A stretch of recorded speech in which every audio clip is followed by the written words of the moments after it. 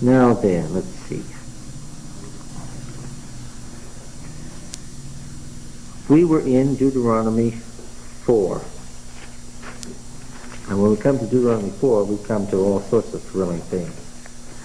Now we were beginning to read the devouring fire passage.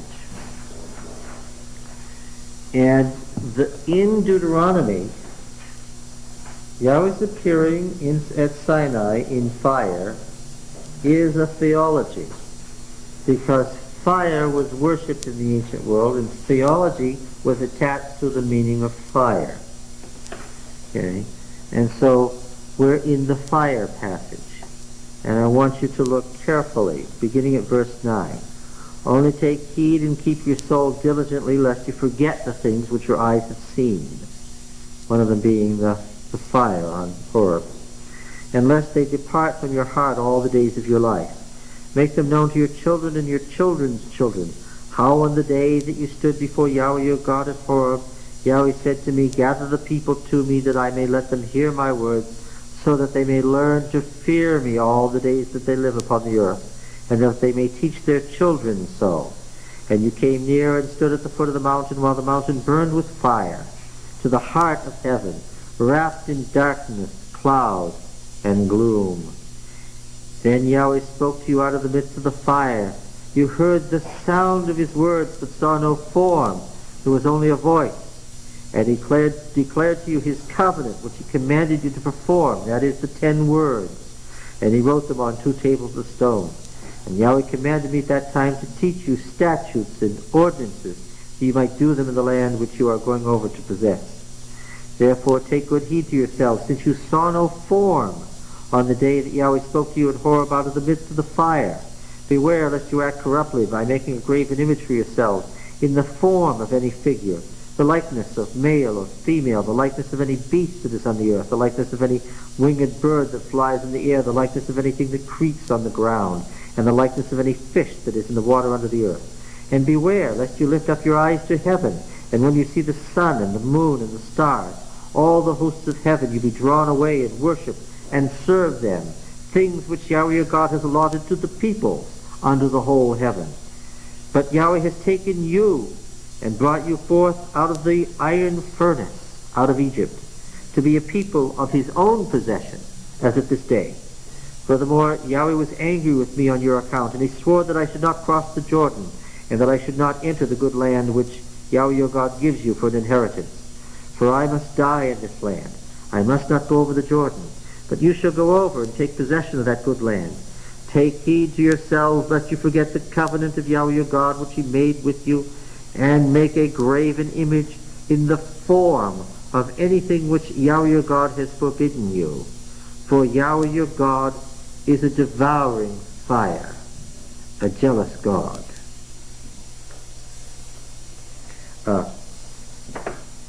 There are certain images. You came from Egypt, from the furnace of iron, from the iron smelting furnace, literally.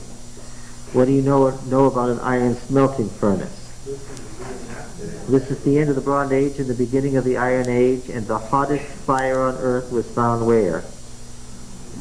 In the smelting of iron. Okay? And they've been in the burning fire. Now, if you make an image of anything and you put it in that fire, what will it do? It will be consumed. If you worship those things, you will be united to them, and what? You will therefore be consumed. This is the beginning of the theology of the devouring fire. And we're going to skip, there's no mention of the devouring fire in verses 25 to 31. That whole paragraph we're going to look at separately. But now just look at what he said. For Yahweh your God is a devouring fire, a jealous God. Verse 32, which is the next verse. 25 to 31 is an insert. The next verse is 32. For ask now of the days that have passed, which were before you since the day that God created man upon the earth, and ask from one end of heaven to the other, whether such a great thing as this has ever happened or was ever heard of. Did any people ever hear the voice of a God speaking out of the midst of the fire, as you have heard, and still live? The idea being what? That their very fact of their having heard God out of the midst of fire should have what? Should have consumed them. That was the point of the preceding verse, which was verse 24. But all the while this is going on here, and then there was... Well, that's Deuteronomy 8 and 9. We're coming to that. Or has any God ever attempted to go and take a nation for himself from the midst of another nation, by trials, by signs, by wonders, and by war, by a mighty hand and outstretched arm, by great terrors, according to all that Yahweh your God did for you in Egypt before your eyes? To you it was shown that you might know that Yahweh is God. There is no other beside him. Out of heaven, catch this, out of heaven he let you hear his voice. There is nothing that is a more explicit change in D from P than where God was. Where was God? Heaven. Wasn't he on earth at Sinai? Absolutely not, D says. That is one of the great things leading to idolatry. God was never on earth, because God is God and couldn't be on earth. Well, isn't God in the temple? What's D's answer? Absolutely not. What's the divine channel? God has set his name there, not himself. He doesn't shekan, he doesn't dwell there. Out of heaven he let you hear his voice, that he might discipline you. And on earth he let you see the great fire. So the fire was what? His earthly representation of what?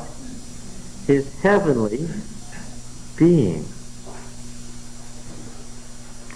And you heard his words out of the midst of the fire, and because he loved your fathers and chose their descendants after them, and brought you out of Egypt with his own presence, by his great power, driving out before you nations greater and mightier than yourselves, to bring you in, to give you the land for an inheritance as at this day.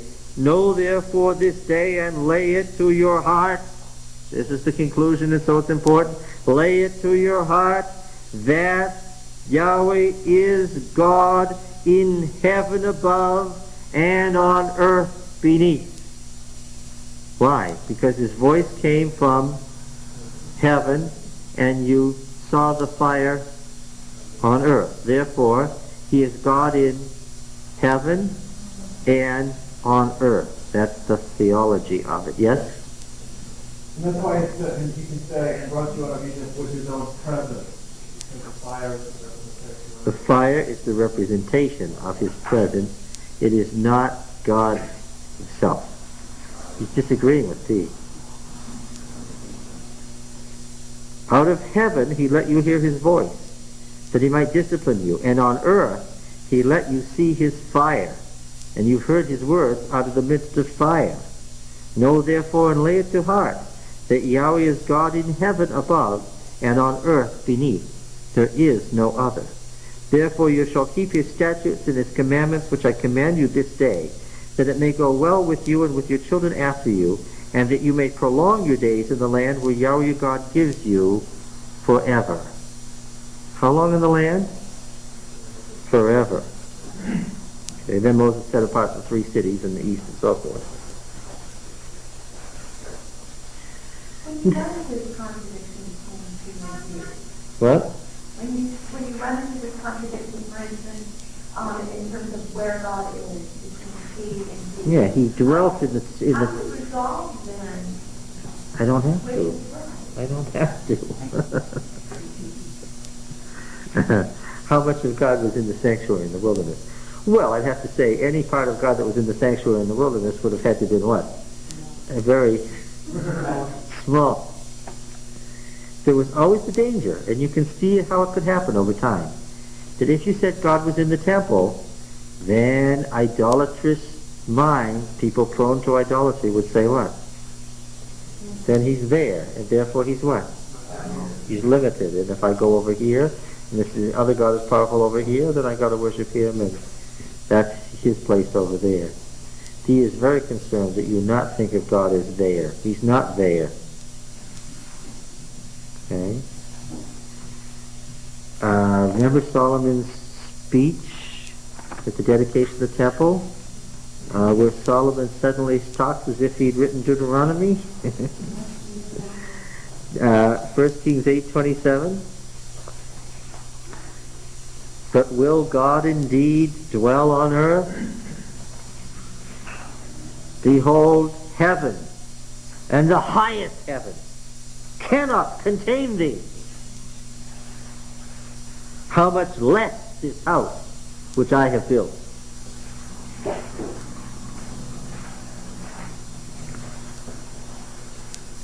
Yet have regard to the prayer of thy servant, and to his supplication, O Yahweh my God, hearkening to the cry and to the prayer which thy servant prays before thee this day, that thy eyes may be open night and day toward this house, the place of which thou hast said, my name shall be there. Okay? God's to look to the temple as the people are to look to the temple, where God's name is. Okay. Now then, this opening chapter, this opening speech, which is the opening introduction to the Deuteronomic history, has created some confusion in your mind. So I want to go into the history a little more clearly before we start reading Deuteronomy, so that it's clear to you who's saying what and under what circumstances. Because I can tell by your answers that I've said enough to confuse you or not enough to clarify the confusion. You'll notice that we skipped some verses. We skipped some verses here. We were in the passage about dwelling on the land forever and God being a consuming fire. And then we found a long passage in there that had nothing to do with fire. And in fact, it interrupted the flow of the argument. There's a long paragraph here that doesn't have anything to do with what's around it. And not surprisingly, this paragraph talks about the exile. Now what does that make you think?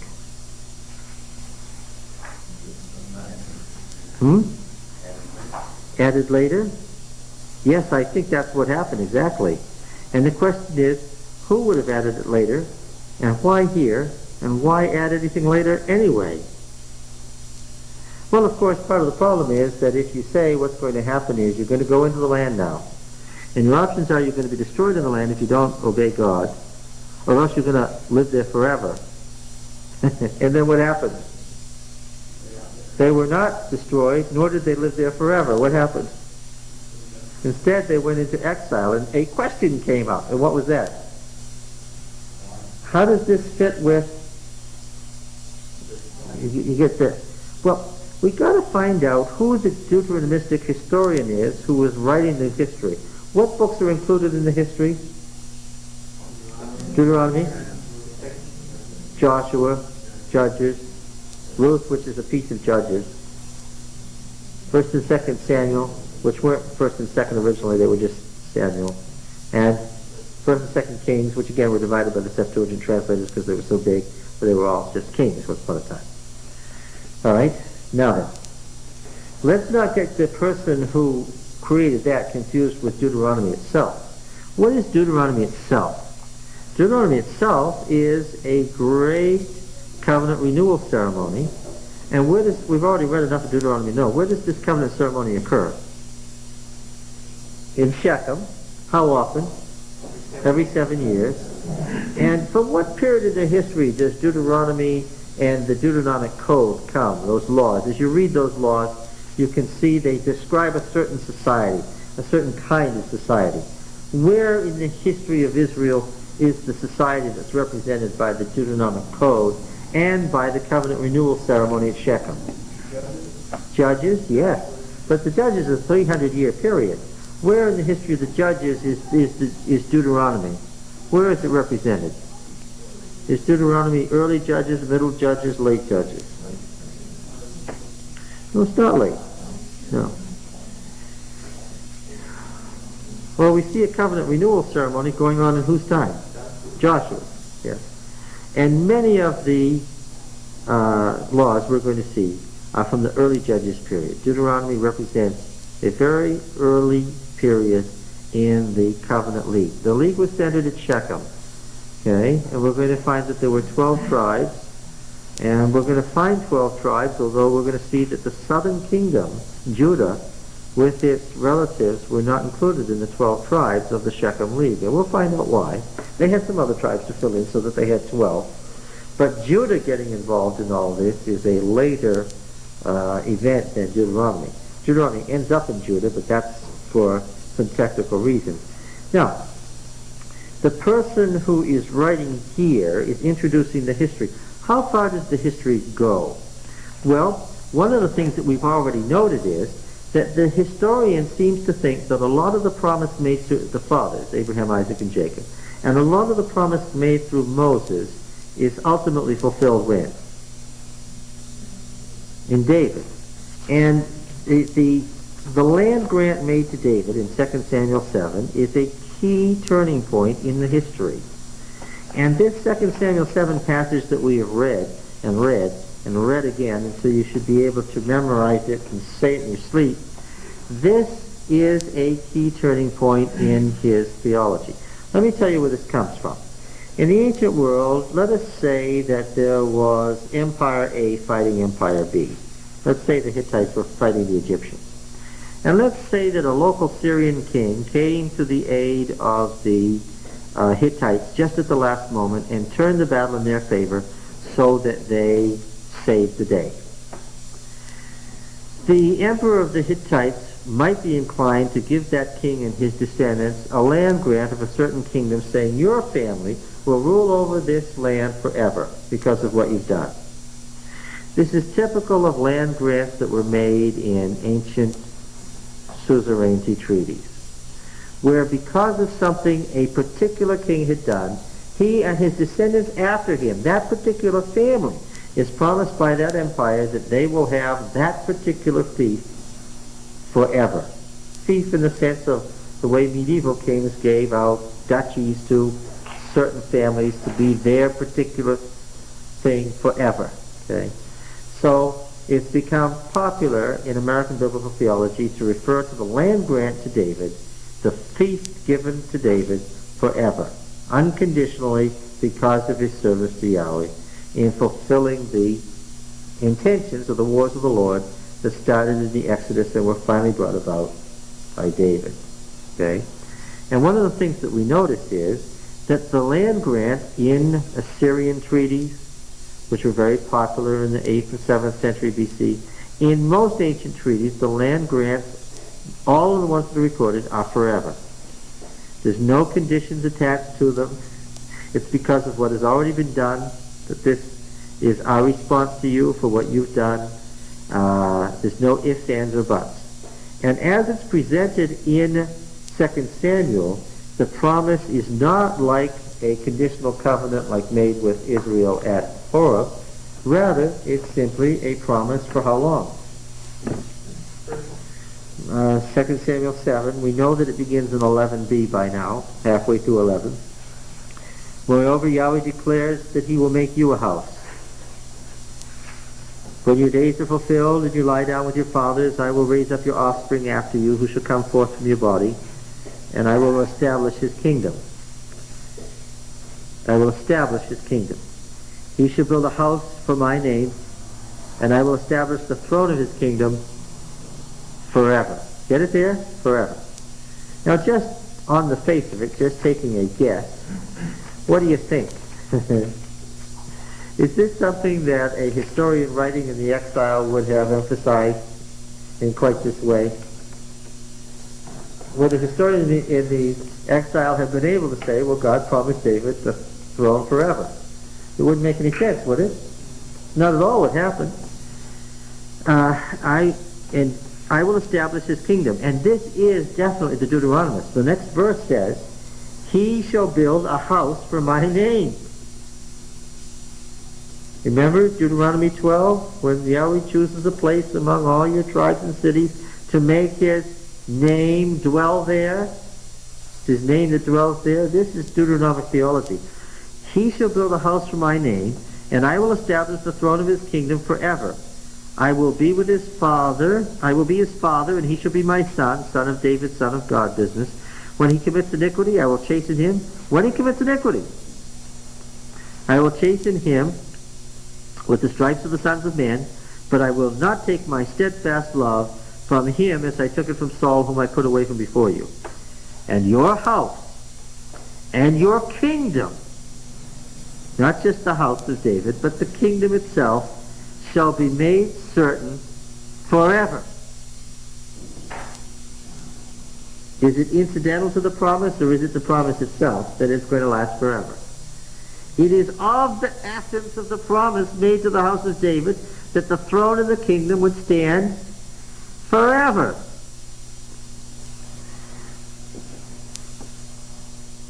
And your house and your kingdom shall be made certain forever before me. Your throne shall be established forever. House, kingdom, throne, forever, forever. Is it clear? In accordance with all this, Nathan spoke to David. King David went in and sat before Yahweh and said, Who am I, O Yahweh Elohim, and what is my house that thou hast brought me thus far? And yet this was a small thing in thy eyes, O Yahweh Elohim. Thou hast spoken also of thy servant's house for a great while to come, and hast shown me future generations. Oh, God, what can David say to thee? For thou knowest thy servant. Because of thy promise and according to thy own heart, thou hast wrought all this greatness to make thy servant know it. Therefore thou art, O Yahweh Elohim, for there is none like thee, and there is no God beside thee, according to all that we've heard with our ears. What other nation on earth is like thy people Israel, whom God went to redeem to be his people, making himself a name, and doing for them great and terrible things by driving out before his people a nation and its gods, and now didst establish for thyself thy people Israel to be thy people forever.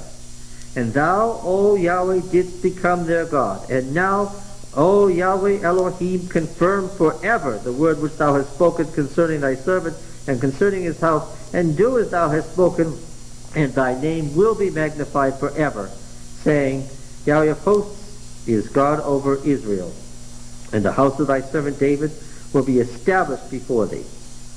For thou, O Yahweh of hosts, the God of Israel, hast made this revelation to thy servant, saying, I will build you a house. Therefore thy servant has found courage to pray this prayer to thee.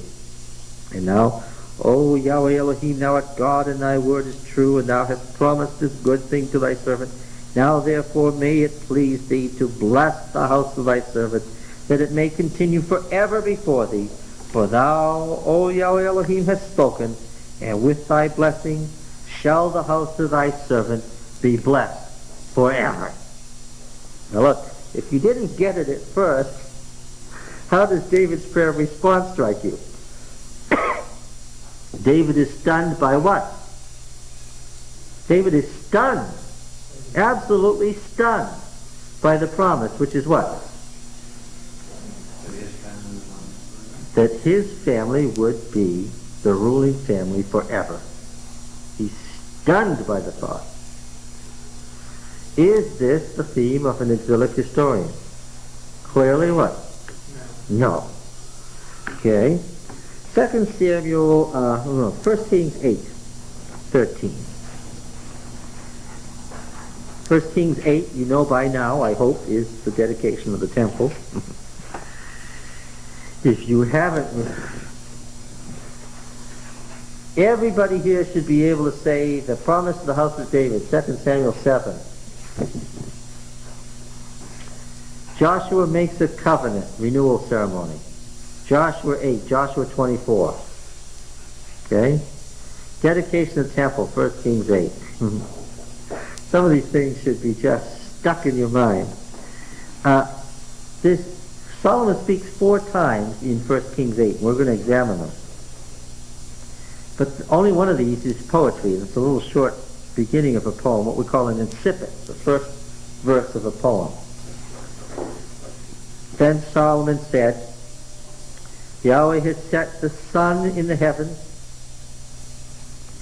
but has said that he would dwell in thick darkness. I have built thee an exalted house, a place for thee to dwell in forever. The poetry is ancient, probably the oldest thing in 1 Kings 8. The part that I'm interested in the moment is that God is going to dwell there how long? Forever. Yeah.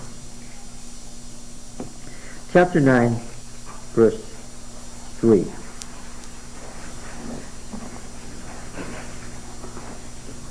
When Solomon had finished building the house of Yahweh, and the king's house, and all that Solomon desired to build, Yahweh appeared to Solomon a second time, as he had appeared to him at Gibeon, and Yahweh said to him, I have heard your prayer and your supplication which you have made before me. I have consecrated this house which you have built, and put my name there forever. My eyes and my heart will be there for all time. Is this an exilic writer?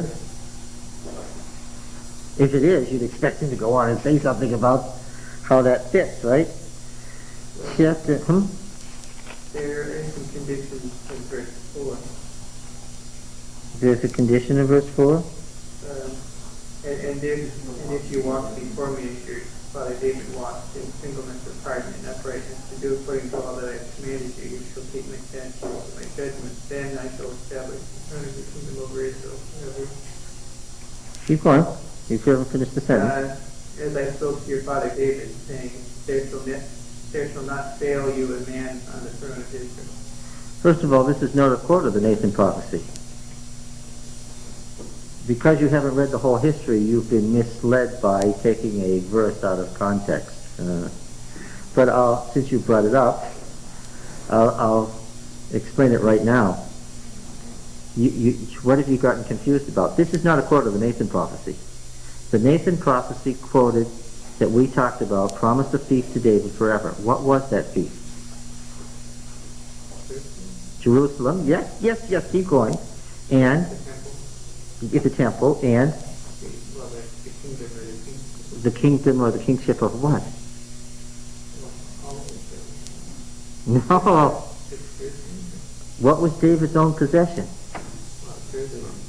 And that's what he was promised forever. What is this promise? And we're going to find it made explicit, but you've already hit upon it.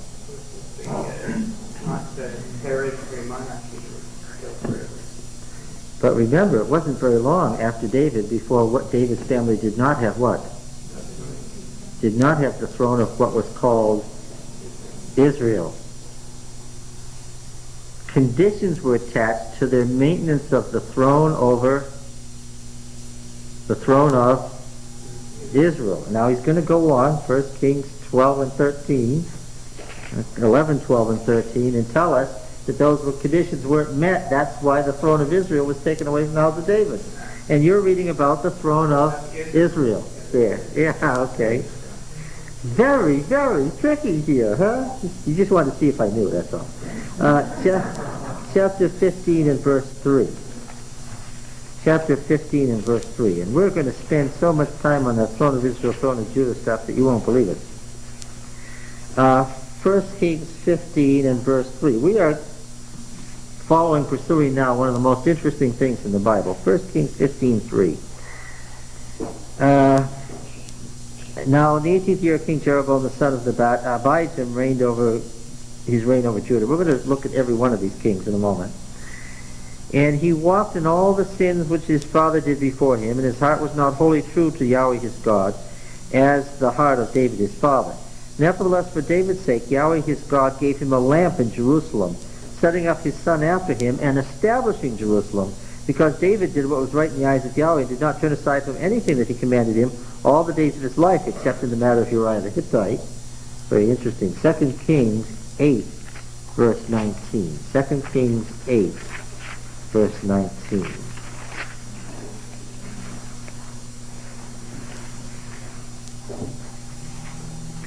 Now this is interesting. This is when one of the kings of Judah married into the family of the kings of Israel.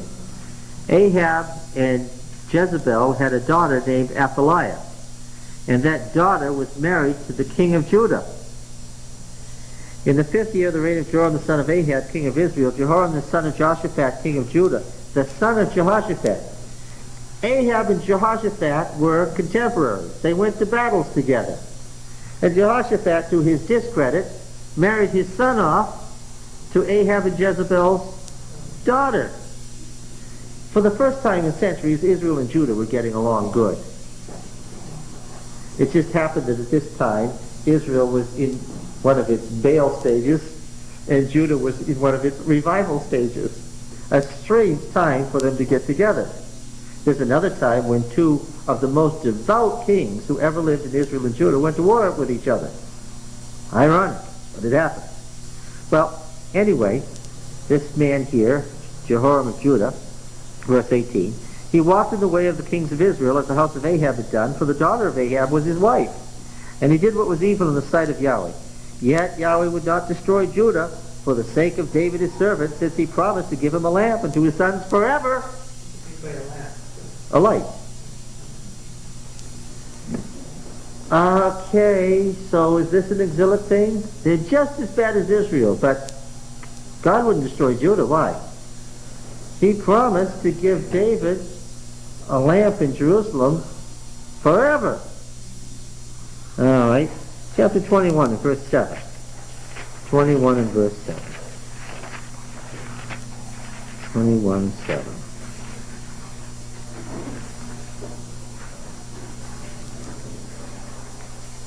Now, Richard, before you get excited, don't read verse 8 to me. I know verse 8 is there, and we're going to discuss verse 8 at length. Now, this is about Manasseh, wicked king Manasseh. Verse 4 says, and he built altars in the house of Yahweh, of which Yahweh had said, in Jerusalem, will I put my name. And he built altars for all the hosts of heaven in the two courts of the house of Yahweh. And he burned his son as an offering, and practiced soothsaying and augury, and dealt with mediums and wizards. And we haven't read Deuteronomy yet, but there's a catalog of things that a ruler must not do. And what? And this is it. He did much evil in the sight of Yahweh, provoking him to anger. And the graven image of Asherah, which he had made, he set in the house of which Yahweh said to David and Solomon his son, in my house and in Jerusalem, which I have chosen out of all the tribes of Israel, I will put my name forever. Now I know, Richard, you want to read on to verse 8, so stop reading it right now. We're going to read it momentarily. Now, the question comes. In the main body of the history, it's pretty clear that the writer is not concerning himself with what? He's not in the least concerned with what? The exile. We talked a long time, about 2 weeks ago, about when the historian did live. And we noticed that there were several indications of when he lived. As he comes closer to his own time, he spends more time on each of the things that happened. The stories get longer and longer, and finally he treats one king and spends more time on that king than he did on David. He finally comes to a king that he fully approves of.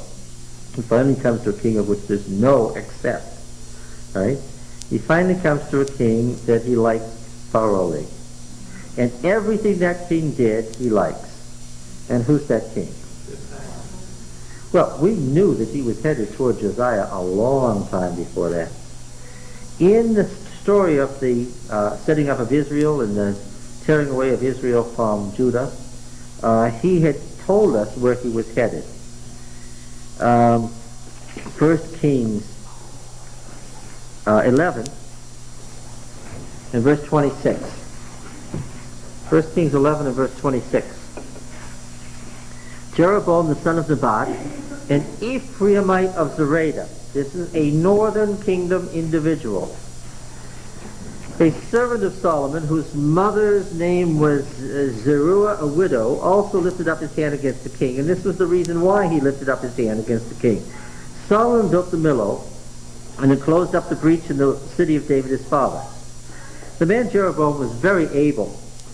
And when Solomon saw that the young man was industrious, he gave him charge over all the forced labor of the house of Joseph. Remember that Solomon impressed people into service? You'd be out one day and suddenly the king's people would come along and abduct you, and you were now a slave in Solomon's workforce. And this man was over the enslaved citizens of the northern kingdom. This was probably the most unpopular thing that Solomon did. At that time, when Jeroboam went out of Jerusalem, the prophet Ahijah the Shilonite found him. Now we don't need to read much further before we smile. Why? Here's a prophet from the northern kingdom, but he's not just from the northern kingdom. Where is he from? He's from Shiloh. He is of the priesthood of Shiloh. Whose family are we involved with here? Moses, yes. The priesthood of the family of Moses. So of course we're keeping alive the same thing.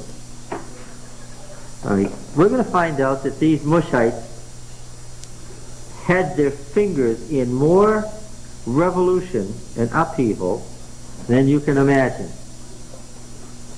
The prophet Ahijah the Shilonite found him on the road. Now Ahijah clad himself with a new garment, and the two of them were alone in the open country. And Ahijah laid hold of the new garment that was on him and tore it to 12 pieces. And he said to Jeroboam, "Take for yourself 10 pieces. For thus says Yahweh the God of Israel, Behold, I am about to tear the kingdom from the hand of Solomon, and I'll give you 10 tribes. But he shall have one tribe for the sake of my servant David, and for the sake of Jerusalem, the city which I have chosen out of all the tribes of Israel, because he has forsaken me and worshipped Ashtaroth, the goddess of Sidon, and Chemosh, Milcom, and not walked in my ways, doing what was right in my sight, and keeping my statutes and my ordinances, as David his father did." So Solomon is compared to David. We're going to find this a lot. "Nevertheless, I will not take the whole kingdom out of his hand, but I will make him ruler all the days of his life, for the sake of David my servant, whom I chose, who kept my commandments and my statutes. But I will take the kingdom out of his son's hand, and will give it to you, 10 tribes. Yet to his son I will give one tribe, that David my servant may always have a lamp before me in Jerusalem, the city where I've chosen to put my name." Does that clarify it? "And I will take you, and you shall reign over all that your soul desires, and you shall be king over Israel, and if you will hearken to all that I command you, and will walk in my ways and do what is right in my eyes, by keeping my statutes and my commandments as David my servant did, I will be with you, and I will build you a sure house, as I built for David, and I will give Israel to you." Jeroboam is told that if you're as good a king as David was, what? I'll give you a land grant, like I gave to David, and your family will rule over Israel forever. The same offer is made. And I will for this afflict the descendants of David. Now, Rehoboam went to Shechem. Why did Rehoboam go to Shechem? 12:1. Rehoboam went to Shechem. Rehoboam is the son of Solomon. Rehoboam went to Shechem. For all Israel had come up to Shechem to make him king. Why did Rehoboam, who was 41 years old and no kid, and was the son of the emperor, go to Shechem for Israel to come make him king? Yeah, well, in the old, how were leaders selected in the Old Covenant League? The tribal leaders, the elders,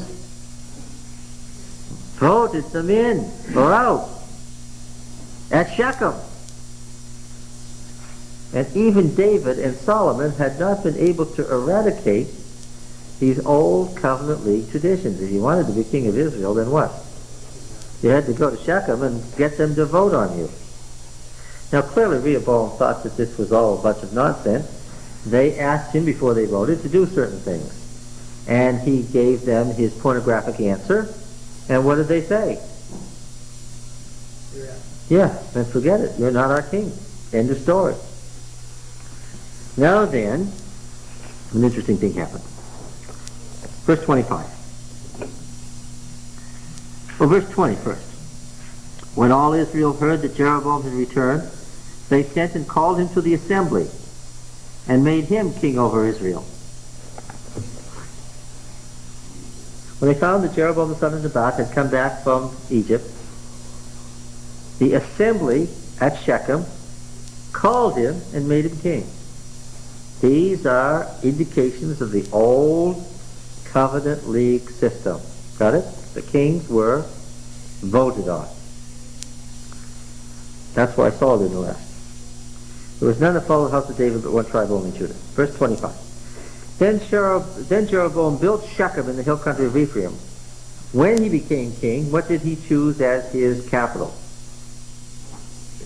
Shechem, which of course had the associations with the promise to Abraham, the patriarchal narrative. I said in Genesis, we're going to find out that this business of Abraham encamped in front of the oak at Shechem is a big deal. It's not obvious yet why it's a big deal, but Abraham and Shechem is a big deal, and we're going to see why.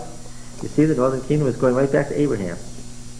This is where God first appeared to him in the covenant land.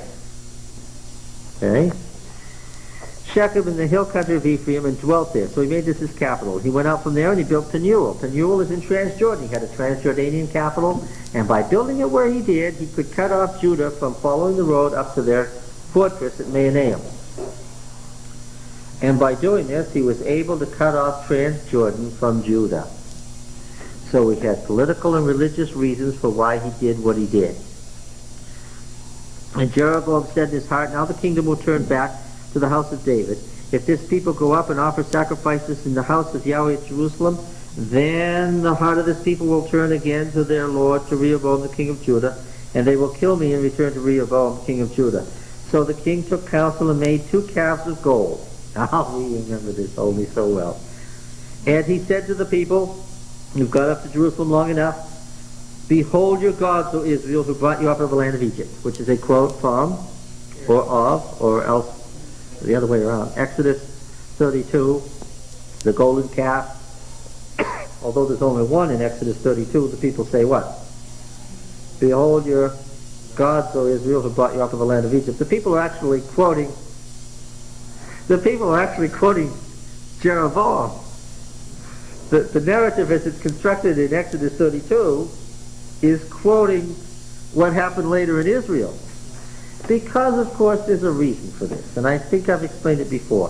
Which priesthood lived at Bethel? Aaron's priesthood. And the Aaronites, of course, didn't have the cherubim icon. They had the bull. Right? The bull of Isaac was Jacob's God, and Bethel is connected with Jacob. The bull of Isaac. The bull of Isaac is how Genesis calls the God that Jacob worshipped.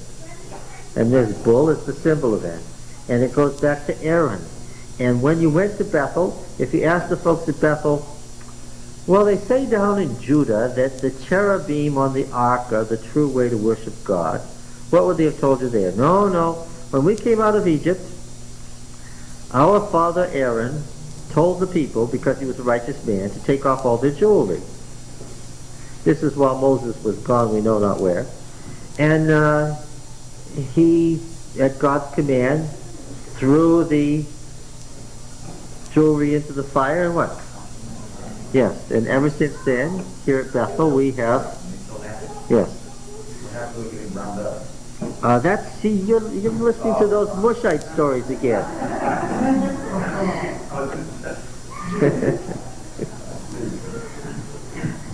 If you couldn't keep these details straight, you would have gotten knocked around very badly in the ancient world.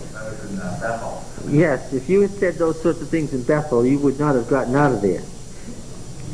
And the thing, okay. He set one in Bethel and the other he put in Dan, the northernmost and southernmost cities. And this thing, verse 30, becomes my theme, says the historian. This thing became a sin for the people when they went one to the Bethel and the other as far as Dan. He also made houses on high places and appointed priests from among the people who were not of the Levites. And Jeroboam appointed a feast in the 15th day of the 8th month, like the feast that was in Judah. He offered sacrifices on the altar. So he did in Bethel, sacrificing to the calves that he had made. And he placed in Bethel the priests that were on the high places that he had made. He went up to the altar which he had made at Bethel on the 15th day of the 8th month, in the month that he had devised in his own heart. And he ordained a feast for the people of Israel and went up to the altar to burn incense. Now we're going to find, as we read through his evaluation of the kings of Israel, we're going to find out that when he talks about Nadab and Baasha and Zimri and Omri and Ahab and Ahaziah and Jehoram and Jehu and Jehoaz and Jehoash and Jeroboam II and Zechariah and Menahem and Pekahiah and Pekah and Hoshea, that he has a bone to pick with them. Even righteous Jehu, the most devout Yahwist of all, who killed all the worshippers of Baal, guess what? He wasn't good. He may have been a devout Yahwist, but he wasn't good. There weren't any good kings in Israel. Why? Because they never got rid of the calves at Bethel and Dan. Every last king, and we're going to read them just so you see it, he doesn't leave a king of Israel out without bringing this thing up. It's his theme. This thing became a sin. All right? It's going to be his major theme. I'm sorry, I'm getting excited. Just exciting. Okay? Now then, while he's telling this, he also tips his hand as to where he's headed. 13:1. This is the rest of the story. And behold, a man of God came out of Judah by the word of Yahweh to Bethel. Makes us think of Amos going to Bethel from Judah. This isn't Amos, however. Jeroboam was standing at the altar to burn incense.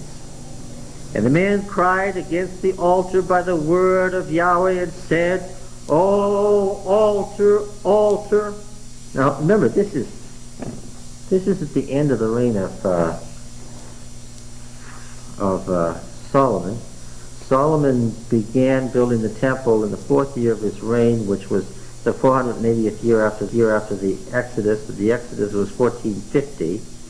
So Solomon began in 1070 BC, and he reigned another 40 years, so about 1030, 1035. So this is Rehoboam in about 1035 BC. This is the beginning of Jeroboam's reign that this happens. 1035, and Josiah reigned about 635. So what are we saying here? This all happened 400 years before Josiah's day. 400 years earlier, something happened with Jeroboam. "O altar, altar, thus says Yahweh, behold, a son shall be born to the house of David, Josiah by name, and he shall sacrifice upon you the priests of the high places, who burn incense upon you, and men's bones shall be burned upon you." And he gave a sign the same day, saying, "This is the sign that Yahweh has spoken. Behold, the altar shall be torn down, and the ashes that are on it be poured out." And when the king heard the saying of the man of God, when he cried against the altar of Bethel, Jeroboam stretched out his hand from the altar, saying, "Lay hold of him." And his hand which he stretched out, he dried up, so that he couldn't draw it back. The altar was torn down, the ashes poured out from it, according to the word of Yahweh. And the king said to the man of God, "Entreat now the favor of Yahweh your God, and pray for me, that my hand may be restored." The man of God entreated, and so forth. And you remember what happened to this man of God? An old prophet dwelt at Bethel. And his sons came and told him what happened. And what did he say? "Go get him." He went and seduced him back. And then you remember what happened? He's supposed to go a different way. He wasn't supposed to eat or drink. And he ate with the old prophet. And he had a good time. And he left and went home to Judah. And on the way home, lion came and ate him. People came and found the eaten body and the lion and the mule. It was a miracle, see? The mule didn't run off. The lion didn't attack the mule. The lion and the mule were standing there contemplating the body of the dead prophet. So what did they finally do? They took the prophet from Judah and they buried him in the old prophet's tomb. Right? Now, does this give you some idea of where the historian is headed? It's pretty clear where he's going to go. And when we get down near the end of the history, what do we see? Yeah. So we see in 2 Kings chapter 23, after the renewal of the covenant, and verse 15. Moreover, the altar at Bethel, the high place erected by Jeroboam the son of Nebat, who had made Israel to sin. The altar with the high place he pulled down, and he broke in pieces the stone, crushing them to dust. Also he burned the Asherah. And as Josiah turned, he saw the tombs there on the mount, and he sent and took the bones out of the tombs and burned them on the altar, thus defiling it, according to the word of Yahweh which the man of God proclaimed, who had predicted these things. Then he said, "What is yonder monument that I see?" And the men of the city told him, "It is the tomb of the man of God who came from Judah and predicted these things which you have done against the altar of Bethel." And he said, "Let it be, let no man move his bones."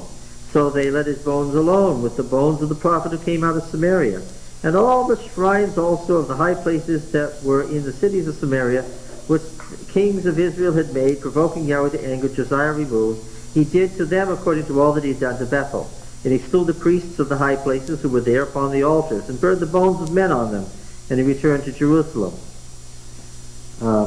Several things are happening in this passage all at once that you don't know. And I'll just tell you. He categorizes, he makes a very careful list of all the bad things Manasseh had done, using very specific terminology. And then when he comes to Josiah, what does he do? He tells you that Josiah undid each one of these things exactly as he has described them in the reign of Manasseh.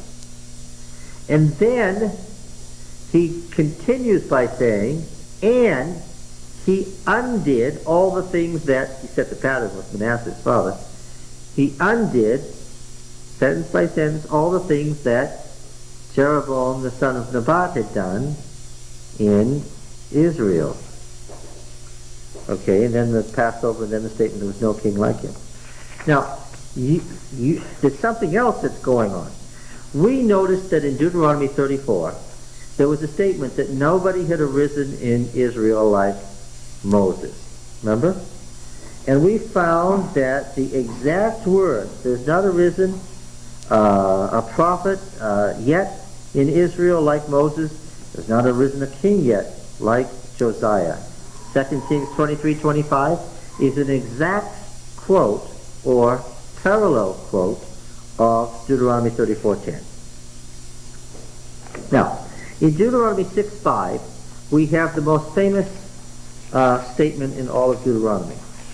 Deuteronomy 6 and verse 5.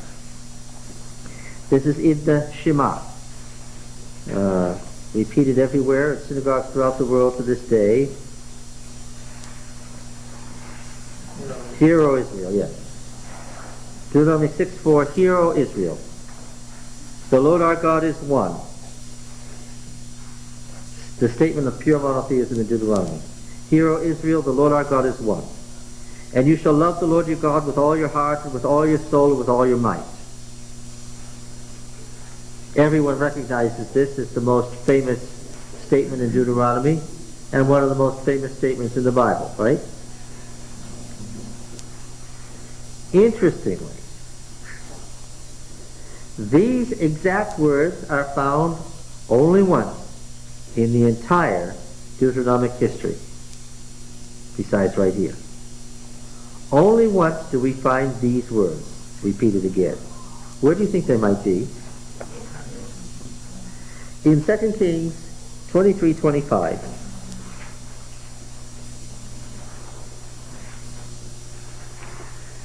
The statement that there was no king like him, who turned to Yahweh with all his heart and with all his soul and with all his might, is the only quotation of Deuteronomy 6:5.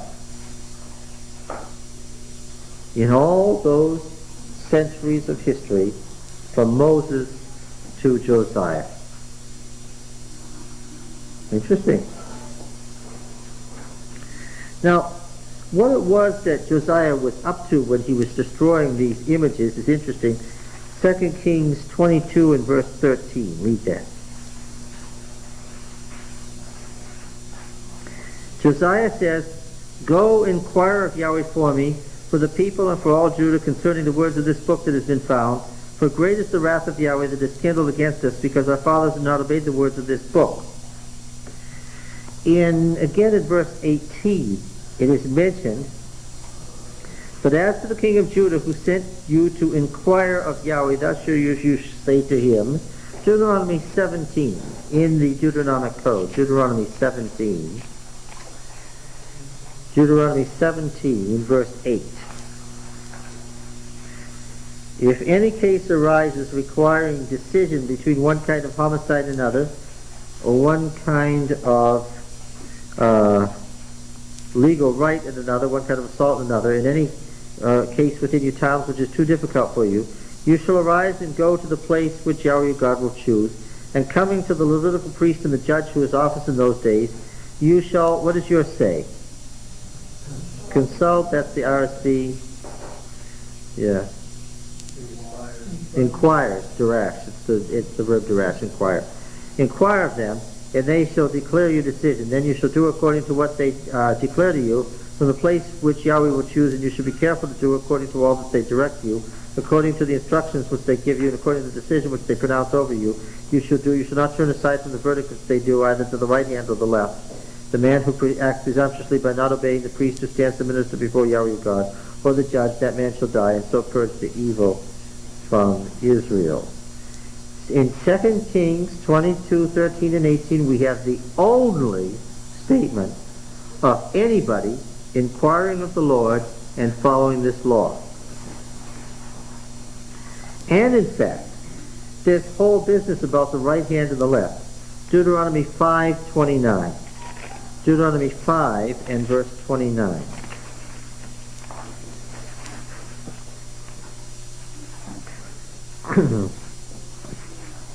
Oh, that they had such a mind as this always, to fear me and to keep my commandments, that it might go well with them and with their children forever.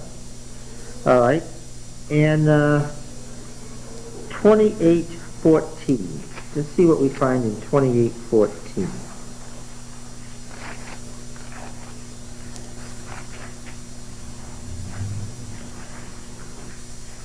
And if you do not turn aside from doing any of the words which I command you this day to the right hand or the left, to go after other gods or to serve them, you'll get these blessings.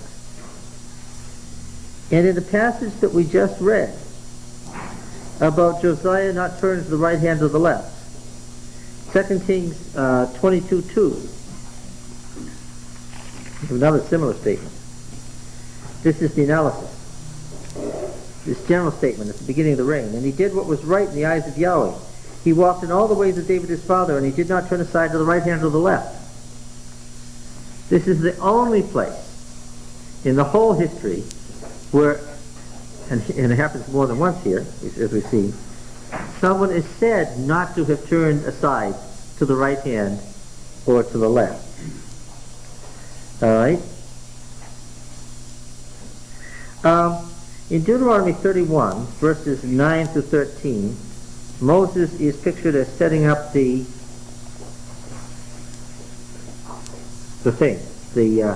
covenant renewal ceremony for every 7 years.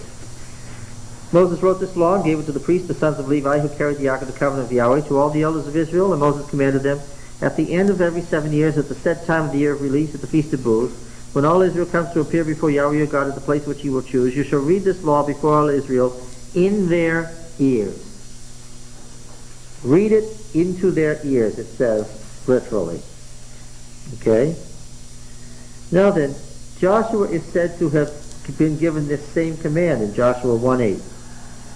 And in 8:31 and 34, he's said to have carried out the command exactly. Nobody else carries out this command except Josiah. 2 Kings 23, verses 1 to 3. 2 Kings 23 is where he's actually carrying out the great covenant renewal ceremony. And he stands by the king's pillar and he reads the book of the law. And by the way, the historian is an eyewitness here. He unconsciously quotes Josiah directly. It turns into a direct quote. Then the king sent, and all the elders of Judah and Jerusalem were gathered to him, and the king went up to the house of Yahweh, and with him the men of Judah and all the inhabitants of Jerusalem, and the priests and the prophets, all the people, both small and great. And he read in their ears all the words of the book of the covenant which had been found in the house of Yahweh. And the king stood by the pillar and made a covenant before Yahweh, and quote, and here he quotes him exactly, to walk after Yahweh and to keep his commandments and his testimonies and his statutes with all his heart and with all his soul, to perform the words of this covenant that were written in this book. So this book doesn't mean the history, it means Deuteronomy. He's quoting, unconsciously, quoting Deuteronomy, quoting Josiah exactly verbatim as Josiah spoke, which indicates to me the historian was what? An eyewitness to the covenant ceremony. He quotes Josiah's words first person as Josiah spoke them. He unconsciously fell out of third person where he was talking about Josiah third person and quoted Josiah speaking in the first person. An unconscious shift made by an eyewitness. Very important to knowing who the historian is. Okay. Now, in Deuteronomy 9, verse 21,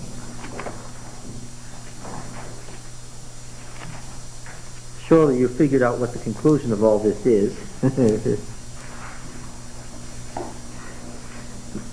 Moses describes his action vis-a-vis the golden calf.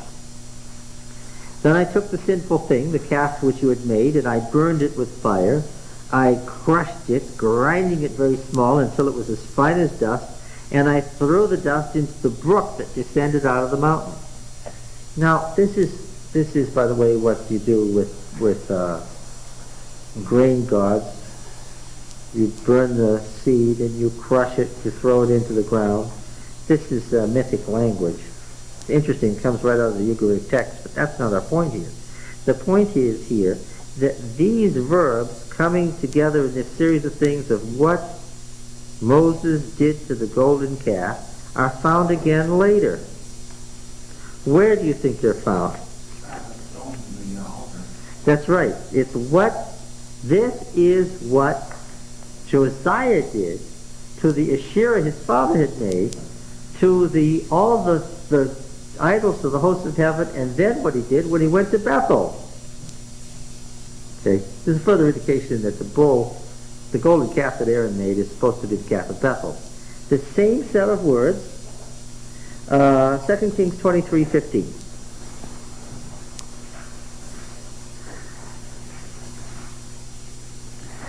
Moreover, the altar at Bethel, the high place erected by Jeroboam the son of Nebat, who made Israel to sin, the altar with the high place he pulled down and broke it in pieces and its stones, crushing them to dust, and he burned the Asherah.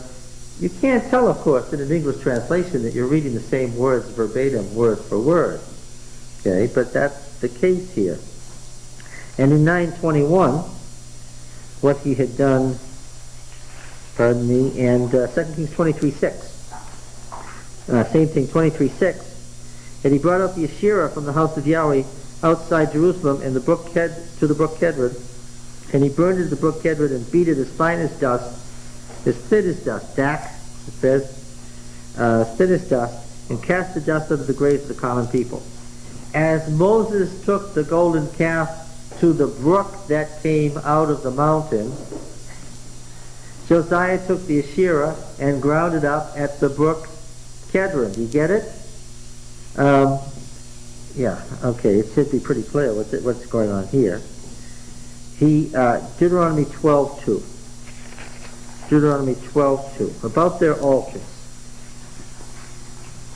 You shall surely destroy all the high places where the nations whom you shall dispossess serve their gods, upon the high mountains and upon the hills and under every green tree and so forth.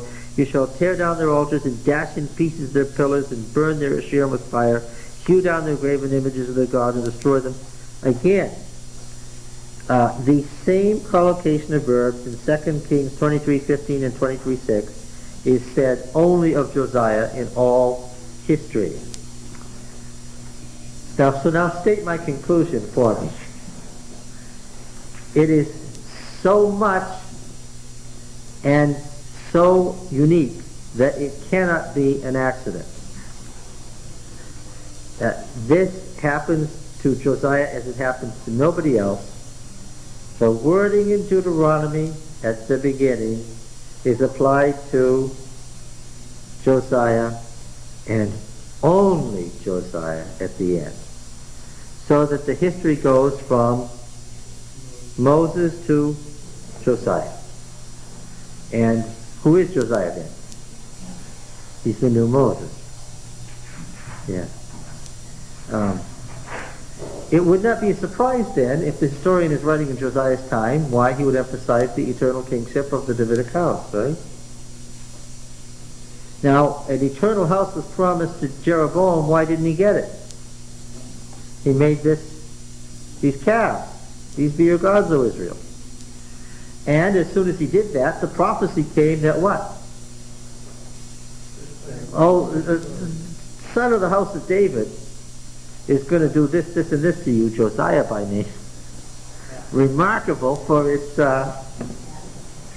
it's remarkable for his statement. If the prophet came to Bethel, he would have said something like this: that altar, you're going to be destroyed by a son of the house of David. But our historian doesn't say that. What does he do? He says it's Josiah by name. You don't think that the prophet... Did the prophet actually say such a name? Of course not. Well, he could have. No. Well, of course he could have, but what meaning could it possibly have had for Jeroboam or anybody living at that time, and why would God limit himself to this happening 400 years from now? Then Asa is going to say, well, I'd like to go destroy that altar at Bethel, but I can't because I'm not named Josiah. No, that flies in the face of the whole nature of prophecy, which is conditioned upon response. Any king of that line of David could have done it, but it was Josiah who did it. And it's fulfilling the historian's promise fulfillment scheme, which he follows all the way through. Josiah is the new Moses. So I'm going to ask again, then, when is the historian living, and what is the history all about? When is the historian living? Yeah. And what's the history for then? What's it designed to illustrate? To avoid idolatry. Yeah, all of this trouble we've had, from Moses to now, all of the trouble, the reason we never got the fulfillment of the blessings, the reason the promise to the house of David has never been fulfilled, all the trouble we've had from Moses till now is what? Because of idolatry. But now with King Josiah, what? This is our chance to start over and to actually do it and to get all the blessings that Moses promised, because we have a new Moses and Josiah if we'll just cooperate. And all of this history was designed to show you, see what happens when you don't follow covenant law? And you see what could happen if you did. Right? But then, of course, what happened to Josiah? What? Yes, killed by Pharaoh Necho. Suddenly. Unexpectedly. And it turned out that Josiah had worthless sons. And Judah went from disaster to disaster, and things got worse and worse and worse. And so finally they went into exile. So then we have to ask ourselves, well, now what about that? How did they deal with that? I said that the Deuteronomist historian number 1 is the original Josianic theologian historian. Yes, take a look at that. The Deuteronomy itself, which is incorporated as the first book, is the old covenant material from the ancient League of Shechem, handed down by the Mushite family from century to century, and they finally come to the fore under Josiah. They finally get their way. They finally get the program they've been pushing for ever since the beginning. But then the whole thing collapsed. And then somebody else had to come along and pick up the pieces. And the somebody else we call Deuteronomist number 2, the second exilic theologian historian, who updated the history and made a few well-chosen modifications where in just a few words he changed the whole thrust of the thing. I said the second with a question mark because it is unknown whether, although it's certainly somebody from the Deuteronomist party, he's another Deuteronomist certainly from the same exact theological school and viewpoint, but is it a different person? We don't know that. It's a person so like the first historian that some people even theorize that what? It must have been the same person writing later after the exile. And where is he writing? He's writing in Egypt. How do I know? We'll find that out next time.